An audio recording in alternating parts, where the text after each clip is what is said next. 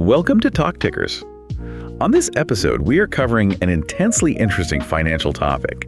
And, usually when we talk about a financial plan, there's this expectation of extreme, almost surgical precision. Oh, absolutely. Right. Like you look at your stock portfolio, you track your dividend yields down to the decimal point, you meticulously rebalance your bonds, you basically treat the whole apparatus like a high-performance engine. You're actively managing it. Exactly. You are actively, aggressively managing your future. But then you step into the world of Social Security, and suddenly that active investor mindset completely vanishes. It really does. It just disappears. It's wild. People treat this massive financial asset like a passive outcome. They treat it like the weather, You just stand there and hope it doesn't rain on you. Right. They treat it as this mysterious, impenetrable black box. I mean, you work your whole life, you're paying into the system with every single paycheck, and eventually a check just shows up in the mail. And you just take it.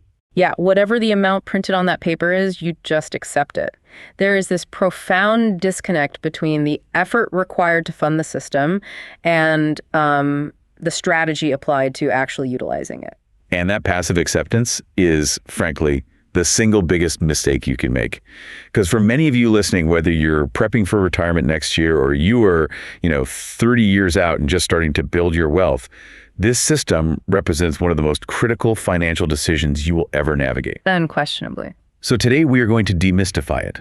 We're doing a deep dive into the actual gears turning inside that black box. We really need to. We're going to examine exactly how your benefits are calculated, the massive mathematical impact of deciding to claim at age 62 versus waiting until 70, the hidden traps of continuing to work while you claim, and the tax implications that catch almost everyone completely off guard. And those taxes are brutal. Yeah, so brutal. Plus, we're going to cover advanced maximization strategies for married couples and a monumental legislative change that just went into effect in January 2025.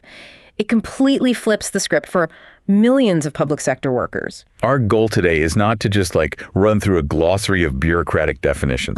We are going to dig into the actual mechanics. Right. Because for an investor, treating Social Security as a passive inevitability is a fundamental error in wealth management. It is an active financial asset. It's an asset you control. Exactly. It requires strategic timing. It requires long-term tax planning. If you do not understand the levers that control this system, well, you are mathematically guaranteeing that you will leave an astonishing amount of money on the table. So before you can effectively decide when to claim this asset, you have to understand what you are actually claiming. Right. We need to go down into the engine room, so to speak, and look at the math.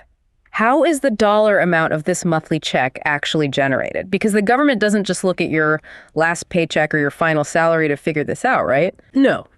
The calculation is much more complex and, frankly, much fairer than that. It's a multi-step formula designed to reflect a lifetime of work, not just your peak earning years. Okay, so what's step one? Step one is indexing your past earnings to inflation. The government inherently understands that a dollar earned decades ago is it's not the same as a dollar earned today. Obviously. Right. They do not look at your raw nominal earnings from early in your career. Let's say you were working a solid job back in 1980 and you earned $10,000 that year. Which was decent money back then. It was. But if the Social Security Administration just plugged a raw $10,000 into their modern formula, your resulting benefits would be microscopic. It would essentially penalize you for having lived and worked in the past. Exactly. Instead, they index your historical earnings to current wage levels. But how exactly do they measure that index?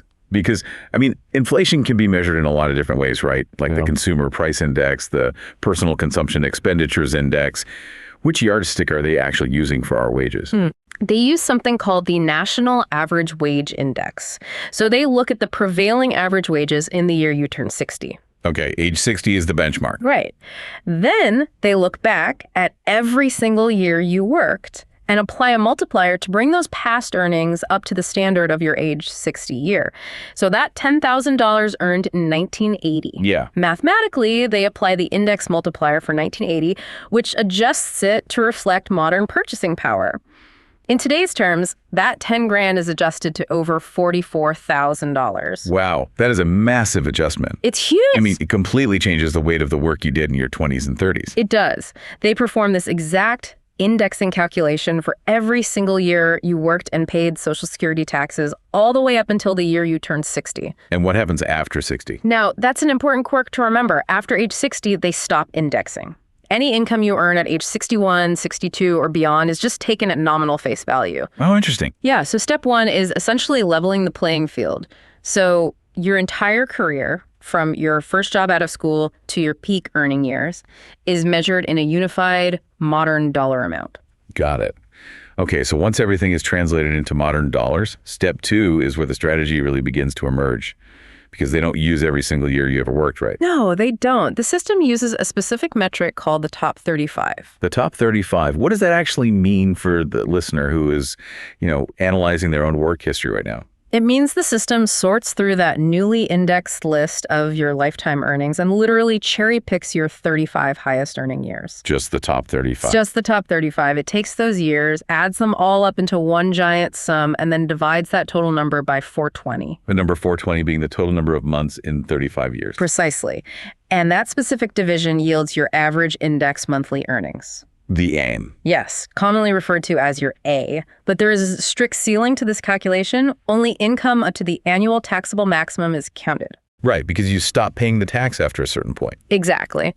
For 2026, that cap is set at $184,500. So if you are a high earner bringing in $300,000 a year, you only pay Social Security payroll taxes on the first $184,500. Makes sense. Therefore, only that capped amount goes into your AME calculation. Anything above the cap is completely invisible to the Social Security formula. Okay, let me throw an analogy out there, because thinking of the aim as a career GPA makes this incredibly clear. Oh, I like that. Right.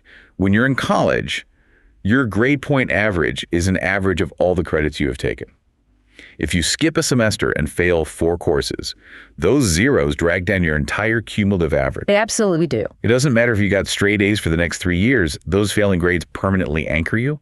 In the Social Security system, the denominator is always 420 months. It is completely fixed. Right, you can't change the denominator. So if you only worked for 25 years because you took a decade off to raise children, or maybe you achieved financial independence and retired super early, you do not get a pass on those missing 10 years. No pass at all. The system fills in those blanks with absolute zeros. Those zero income years act exactly like failing grades that drag down your career GPA. That analogy perfectly captures the mechanical reality of the formula. Your career GPA dictates everything else. And to carry that analogy forward, every extra year you work, especially if you are currently at a higher salary than you were early in your career, replaces a zero. Oh. Or it replaces a low earning indexed year from your 20s with a much higher number. So working an extra year at age 62 pushes your lowest earning year off the back of the 35-year ledger. Exactly, which boosts that overall average. Okay, so once the government has calculated that final aim, your average index monthly earnings over your best 35 years, we move to step 3. Right, the translation phase. This is where we figure out your actual payout, known as the primary insurance amount, or PIA. This represents the exact dollar amount you will receive if you claim your benefit at your full retirement age. Yes. And this is where the infamous bend points come into play. I want to spend some real time on these because the math here feels totally backward compared to how we usually think about money, taxation, and wealth accumulation. It really is. What's truly fascinating about the PIA formula is how it is deliberately designed to be highly progressive. Okay, explain that. Well, they don't just take a flat, standardized percentage of your, they don't say, everyone gets 40% of their average earnings. For 2026, they break your monthly average into 3 distinct buckets, separated by these specific bend points. Okay, what are the buckets? Here's the exact breakdown for someone turning 62 in 2026. You receive 90% of the first $12,286 of your aim. 90%, that's huge. It is. Then, for the amount of your aim that falls between $1,287 and $7,749, you receive 32% of that amount. Big drop. Massive drop. Finally, for any portion of your aim that exceeds $7,749, you only receive 15% of that amount. Stop right there, because the structure is mind-blowing when you truly analyze it. These bend points function exactly like an inverted progressive tax bracket. They really do. Think about normal federal income taxes. As you earn more money and move up through the tax brackets, the government takes a progressively larger percentage away from you. But with Social Security, as you earn more and move up through the bend points, the system gives back progressively less. It is an entirely inverted structure, mathematically speaking. If you were a lower earner, getting 90% of that first $1,286 back is a massive replacement rate. It is incredibly generous. Very generous. But if you are a high earner, hitting that top 15% bracket, I mean, you're getting pennies on the dollar for those peak earning years. Every dollar you earn that pushed your aim over that $7,749 mark is only generating 15 cents of monthly retirement benefit. Exactly. This completely alters how high earners need to view this asset. It does. And if we connect this inverted math to the bigger historical picture, it explains the fundamental philosophy of the entire Social Security program. Right, going back to the beginning. Exactly. The system was enacted in the 1930s during the Great Depression. It was heavily weighted to protect low-income wage earners from living in absolute poverty during their old age. It was meant to be a foundational floor. A safety net. Yes. For a consistently low-wage worker, Social Security will replace about 56% of their prior lifetime earnings. Okay. For an average middle-class earner, it replaces roughly 42%. But for a consistently high-wage earner who routinely hits the taxable maximum we talked about, it only replaces about 35% of their working income. Wow. The program was never designed to replace the lifestyle of a high earner. It is a safety net first and foremost.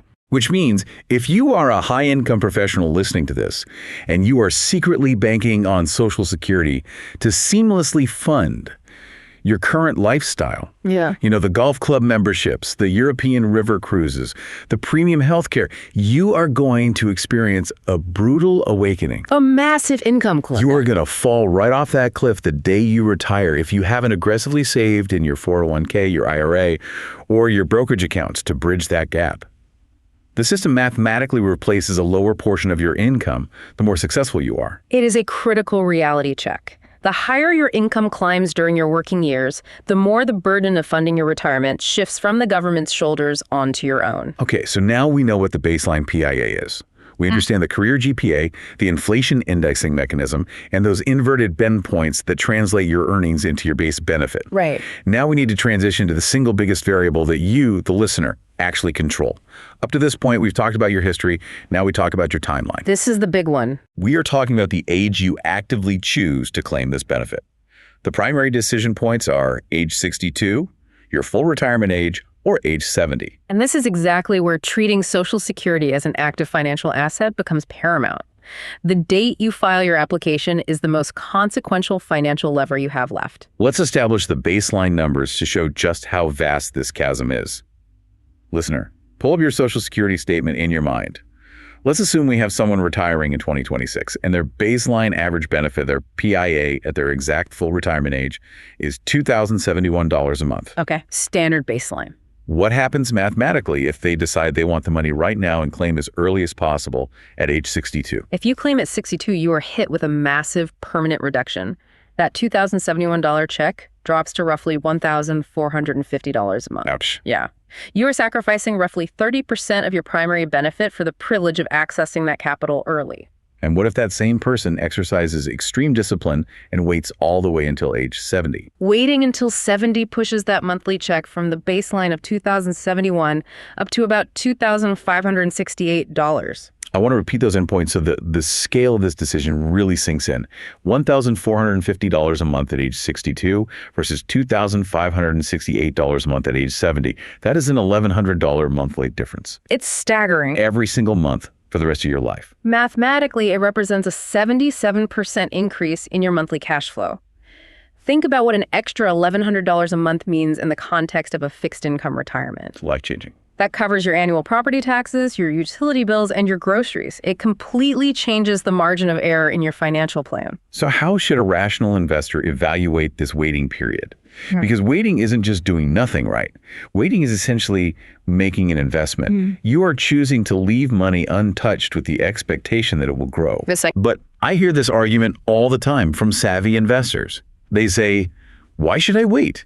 If I take that $4,450 at age 62 and dump every penny of it into an S&P 500 index fund, historically the market returns 9 or 10% a year. I can beat the government's math by investing it myself. Why is that logic flawed? That is the classic investor dilemma, and it sounds perfectly logical until you examine the underlying risks. Once you pass your full retirement age, the government provides an 8% delayed retirement credit for every year you hold off up until age 70. A guaranteed 8%. Guaranteed. There is virtually no other investment on the planet that offers a guaranteed 8% return backed by the full faith and credit of the United States government. But to your point about the stock market is nominal and volatile. The 8% from Social Security is guaranteed, and it stacks on top of annual cost of living adjustments. I think LA is right. Right. Furthermore, if you invest your benefits at 62, you are exposing yourself to severe sequence of returns risk. Oh, that's a great point. What if the market drops 20% in the first 2 years of your retirement? What if we enter a decade-long period of stagnation like the 2000s? Your Social Security check is immune to bear markets. It never goes down. Never. If a broker pitched you a financial product that promised a guaranteed 8% annual return, completely insulated from market crashes, and adjusted for inflation annually, you would think it was a Ponzi scheme. I'd run the other way. Exactly. But that is simply the mathematics of patience within the Social Security framework. But people are so impatient. We have comprehensive economic research that makes this staggeringly clear. Economists have analyzed vast swaths of retirement data and found that over 90% of workers between the ages of 45 and 62 should mathematically wait until age 70 to collect. 90%. 90% of people, based on life expectancies and investment alternatives. Yet, what actually happens in the real world? Nearly 45% of beneficiaries still file before they even hit age 65, and a massive 29% file at the very earliest possible moment, at 62. It's incredibly frustrating to see. And the research also quantified the devastating cost of that impatience. The median loss in lifetime discretionary spending for a household, because they claim too early, is calculated at $182,370. $182,000 Yeah. evaporated. Gone. Just because people couldn't wait. What does that loss actually look like in a retiree's life? It's not just a number on a spreadsheet. No, it's real quality of life. That is the difference between affording in-home care versus moving to a lower-tier facility. That is the difference between traveling to see your grandchildren every holiday versus staying home. Why do people willingly forfeit this kind of wealth when the math is so overwhelmingly in favor of waiting? Well, there are practical reasons for some. I mean, some people simply need the money. They suffer a job loss in their early 60s, they develop sudden health issues, and they have inadequate private savings. Sure, out of necessity. For them, Social Security is an immediate lifeline, and taking the permanent 30% reduction is a matter of pure survival. But for many others who actually have the resources to wait, the decision is driven by a profound misunderstanding of the system or by fear. Fear of what? Specifically, the fear of systemic insolvency. They see headlines screaming about the Social Security trust funds running dry, and they panic. They want to grab whatever they can before the system collapses. Okay, let's address that solvency fear right now, head on. Yeah. Because this is the single most common justification I hear from people claiming at 62. I'm taking it now because the whole thing is going bankrupt and it won't be there in 10 years. Right, you hear it all the time. What is the actual objective reality of the Social Security trust funds? The current actuarial projections point to the trust fund reserves being depleted around 2034. Okay, so a real date. That is a real date, and it is a massive legislative issue that Congress must resolve. However, depletion does not mean bankruptcy. This is a crucial, widely misunderstood distinction. How so? Social Security is primarily a pay-as-you-go system. Today's active workers are paying for today's retirees through the FICA payroll taxes deducted from their checks every single week. The trust fund is simply the surplus that built up over decades when there were vastly more workers than retirees. Oh, okay. So even if the trust funds hit absolute zero in 2034 and Congress does absolutely nothing to fix it, which is politically highly unlikely, the ongoing payroll taxes flowing into the system from active workers will still be enough to cover about 80% of all scheduled benefits. So in the absolute worst case doomsday scenario where Washington gridlocks entirely, you are looking at an 80% check, not a zero check. Exactly. You are not getting zero. And historically, Congress has always stepped in at the 11th hour to bridge the gap. Like in the 80s. Yes. In 1983, the system was just months away from insolvency. The Greenspan Commission was formed, and they passed bipartisan legislation to tweak the payroll tax rates, gradually increase the full retirement age, and introduce the taxation of benefits we'll discuss later. They fixed it. So making a panic move is just bad math. Right. Claiming early at 62 and permanently slashing your own benefit by 30% today, just to avoid a hypothetical 20% cut a decade from now, is irrational financial behavior. You are guaranteeing a loss out of fear of a potential smaller loss. But the psychology goes deeper than just solvency, though. It is deeply rooted in mortality fears. People obsess over the break-even point. Oh, the break-even spreadsheet, yes. Right. They pull out their spreadsheets and calculate, if I delay until 70, I forfeit 8 years of checks. It will take me until age 82 just to break even. If I die at 72, I have tens of thousands of dollars on the table for the government to keep. Why do people view this as a casino wager on their own lifespan? It is a textbook case of loss aversion. Human beings have a deep-seated psychological aversion to losing out on something they feel entitled to. They look at their pay stubs, they see the FICA taxes they have paid for 40 years, and they view Social Security as their money. Yeah, that makes sense. They want to make sure they get their money's worth before they die. And the idea of dying early and letting the system absorb those funds feels like a profound personal deceit. But the entire premise of the break-even calculation is flawed. You should not view delaying Social Security as a gamble on your lifespan. You need to view it as buying longevity insurance. That's the perfect way to phrase it. Think about your auto insurance. You don't pay your premiums hoping you get into a car crash just so you can break even on the policy. You buy it to protect against a catastrophic loss. Exactly. The financial risk of dying early is actually quite low. I mean, if you die at 72, you don't need the money anyway. Your financial problems are over. But the financial risk of living too long, of hitting 88, 92, or 95 and realizing your 401k is completely drained, your bonds are depleted, and inflation has eroded your purchasing power, that is terrifying. It's a very real threat for modern retirees. Delaying to 70 is simply paying the premium in the form of waiting to buy an insurance policy against running out of money in your 90s. Because that maximized check at age 70 is guaranteed for life, no matter how long you live or what the stock market does. And this raises an essential question for listeners evaluating their timelines. What is your primary fear?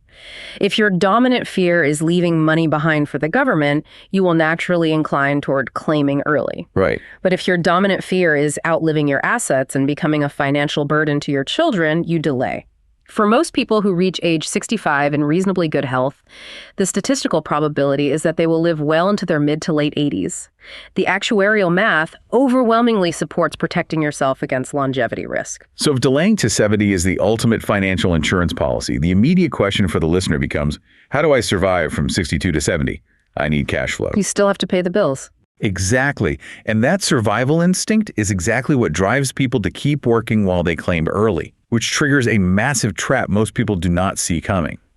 If a listener decides, I want my money at 62, but I'm also going to keep working my $60,000 a year job because I like the work and need the cash, they are walking straight into two deeply misunderstood mechanisms. The earnings test and taxation. Yes. This is a critical area that catches so many active retirees completely off guard. Let's start with the retirement earnings test, or the RET. Right. So the rule here is straightforward but highly punitive. If you claim your Social Security benefits before you reach your full retirement age, and you continue to work and earn an income from an employer or self-employment, your benefits are subject to the RET. What does it mean in actual hard dollars for someone earning a standard salary? The government sets an annual earnings threshold. Let's say that threshold is roughly $24,000. If you earn income above that specific threshold from a job, Social Security will aggressively withhold $1 in benefits for every $2 you earn over the limit. Okay, let's use your example of someone claiming at 62, but continuing to earn $60,000 a year. All right, so they are $36,000 over the $24,000 limit. Right. The government will withhold $1 for every $2 over, meaning they will withhold $18,000 of Social Security benefits for that year. Wow. Yeah. If their annual benefit was only $18,000 to begin with, they will literally receive $0 from Social Security for the entire year, despite having filed for it. And this is exactly where the panic sets in. People see those direct deposits stop hitting their bank account. They look at the letters from the administration. They scream, the government is penalizing me for working. They're stealing my earned benefit. It creates so much anxiety. Bust this myth for us right now, because the rhetoric around this is incredibly toxic. Is this money gone forever? No, it is not. This is one of the most pervasive and destructive misconceptions in retirement planning. The money withheld by the retirement earnings test is not lost to a penalty. It is not a tax. Okay, so where does it go? It is actually credited back to you in the future. When you eventually reach your full retirement age, the Social Security Administration audits your record. They recalculate your benefit amount.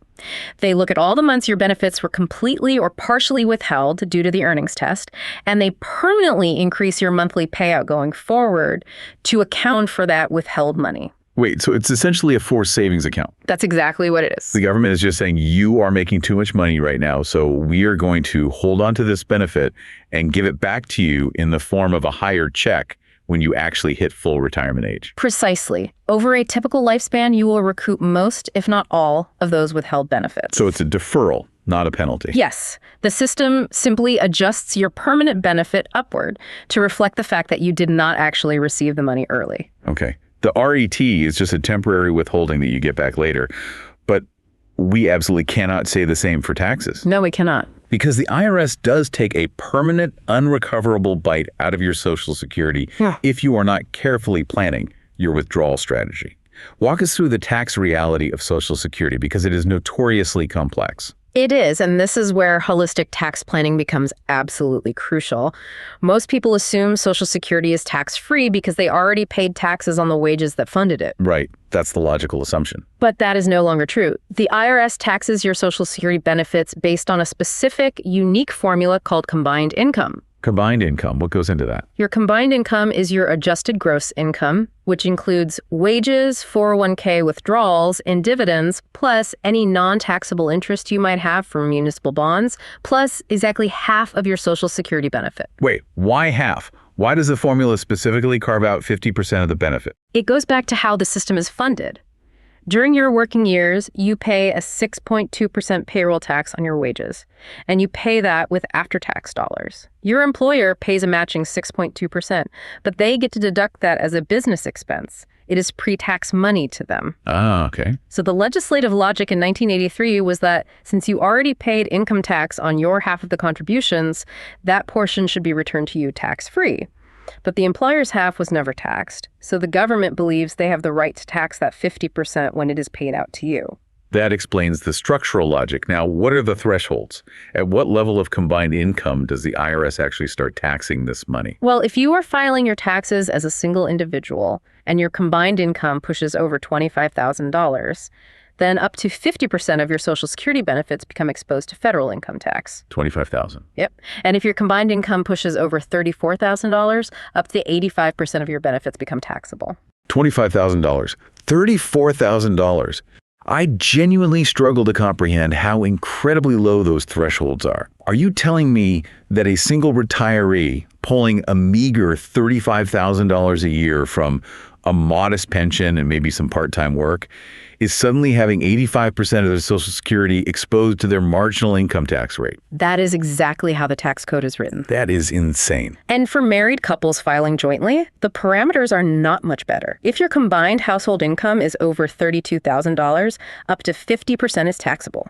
If it pushes over $44,000, up to 85% is taxable. Those numbers are practically poverty lines in a modern economic context. The median rent for a one-bedroom apartment in some cities consumes more than half of those thresholds. Why are they so punishingly low? The history here is a perfect example of legislative bracket creep. These specific thresholds, the $25,000 and $32,000, were established back in 1983 as part of the Greenspan Commission reforms we discussed earlier. The 85% tier was added later in 1993 under the Clinton administration.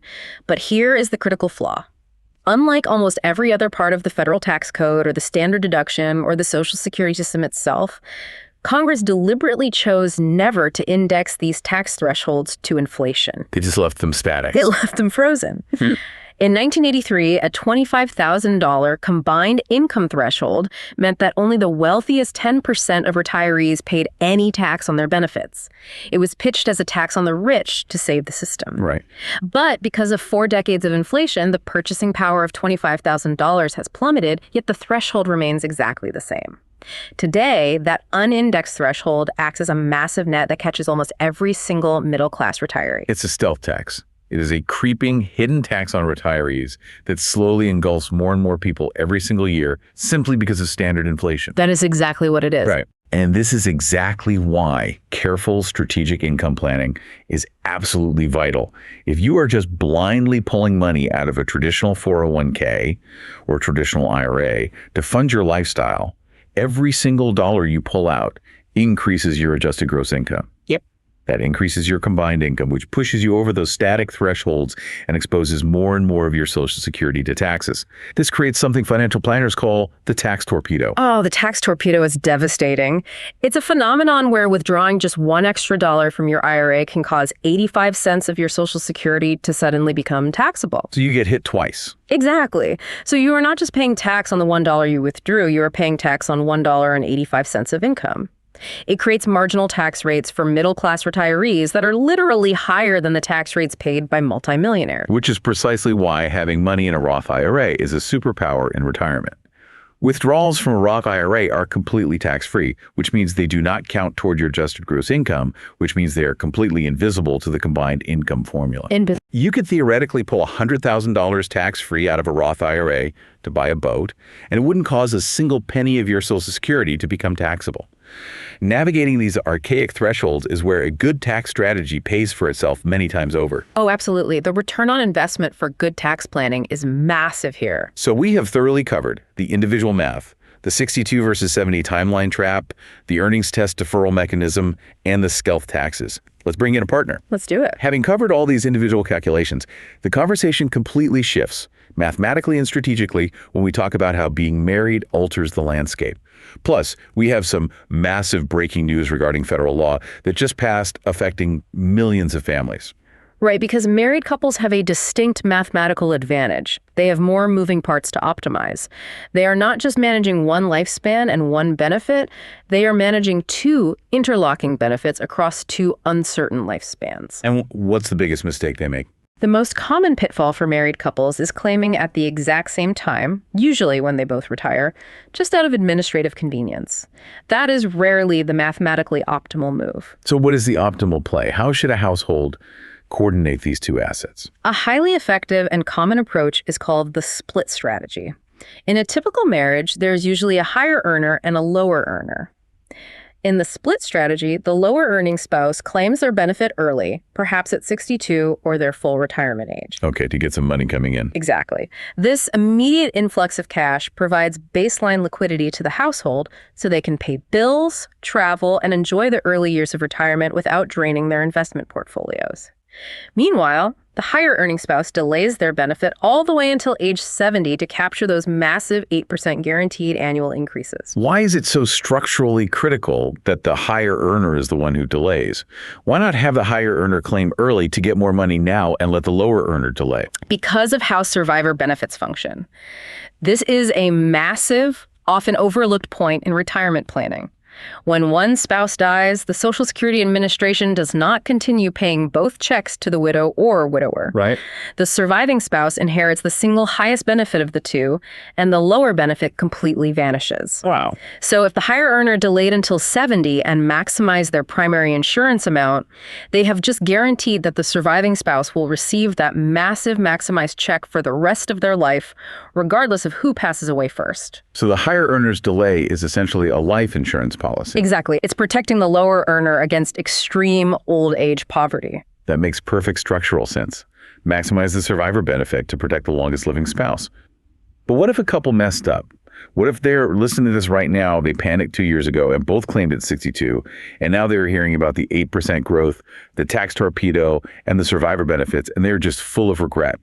Are they permanently stuck with that decision? Not necessarily. The system has two emergency levers built into its architecture to allow for course correction. The first is called the reset rule. How does that work? If you claim early and you realize you made a mistake, you have a strict 12-month window from the exact date you claim to reset your decision. You can officially withdraw your application. Okay, there has to be a catch. There is. You must pay back every single dollar you and any family members claiming on your record received from Social Security during that time. If you have the liquidity to write that check and pay it back, it is as if you never claimed, and your benefit continues to grow as if it had been deferred the whole time. But what if you are past that 12-month window? Let's say you've been collecting for 3 years, you spent the money so you can't pay back anyway. Then you look to the second lever, which is voluntary suspension. Once you reach your full retirement age, usually 66 or 67, depending on your birth year, you can voluntarily contact the Social Security Administration and instruct them to suspend your benefits. Just hit pause. Exactly. They will completely stop sending you monthly checks. But from that point forward, until you reach age 70, your underlying benefit starts earning that 8% delayed retirement credit again.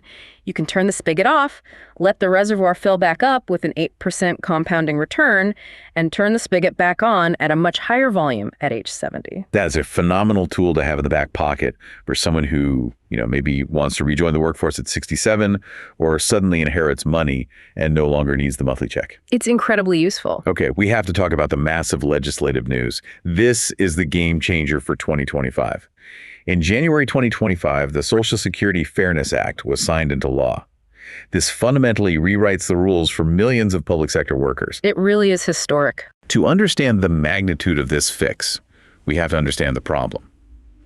Prior to this law, millions of public workers, police officers, firefighters, public school teachers across various states, and federal employees under the old civil service retirement system were subject to two devastating legislative provisions: the Windfall Elimination provision, known as WEP, and the Government Pension Offset, known as GPO. Right. Why were these provisions created in the first place, and why were they so devastating in practice? Well, to understand their origin, you have to go back to 1983 again. Congress realized that the Social Security formula, with its progressive bend points, heavily favored low-income workers. As it was designed to do. Right, but the formula could not distinguish between someone who was genuinely poor because they earned low wages their whole life and someone who appeared poor to Social Security simply because they spent 30 years working outside the system, earning a massive public pension that did not pay Social Security taxes. Oh, I see.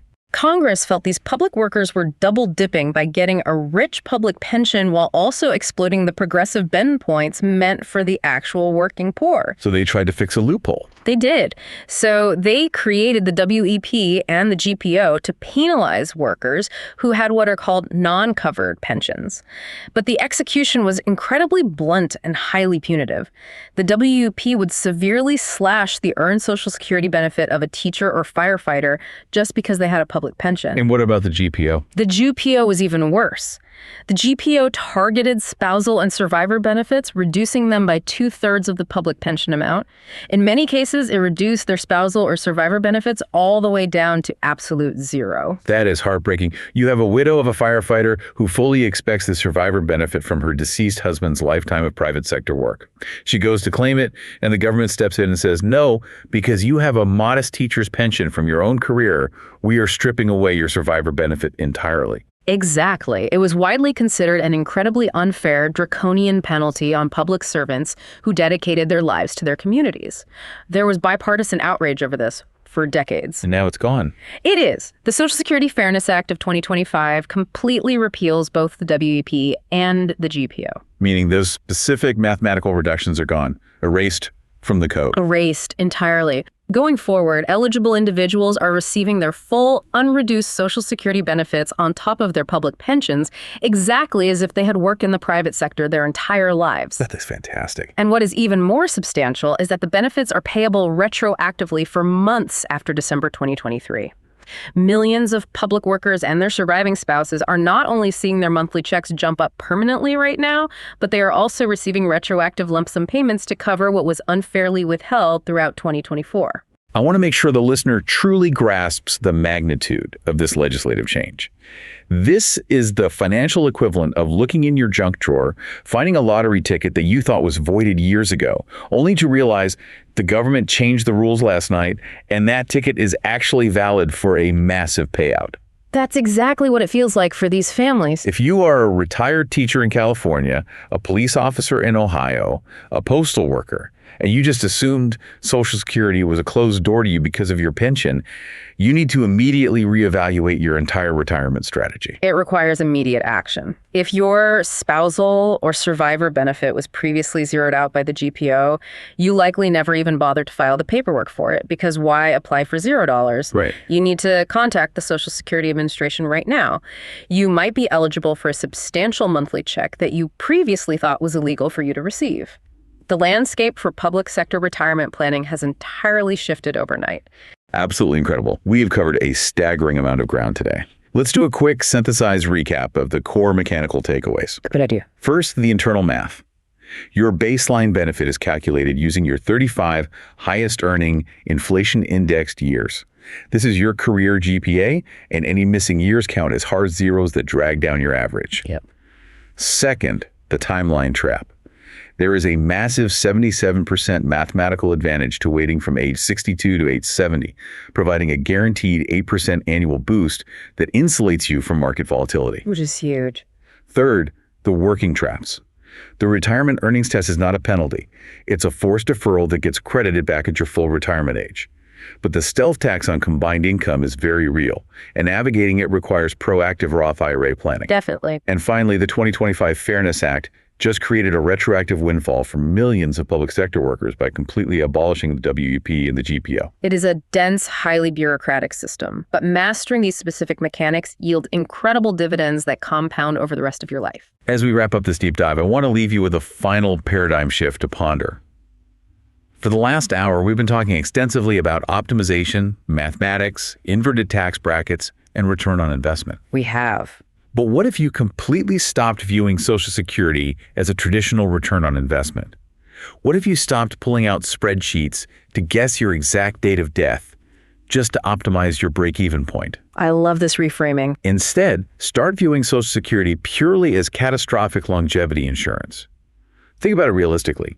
If you live to be 95 years old, your stock portfolio might run dry. Your bond ladders might be completely depleted.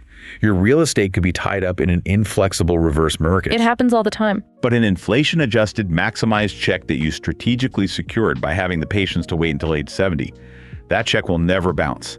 No matter what the stock market does, no matter what happens to the global housing market, no matter how long you live, consider how shifting that one perspective from trying to win a casino bet on your lifespan to ensuring against the terrifying prospect of outliving your money changes every other financial decision you make. Until next time, keep digging deeper.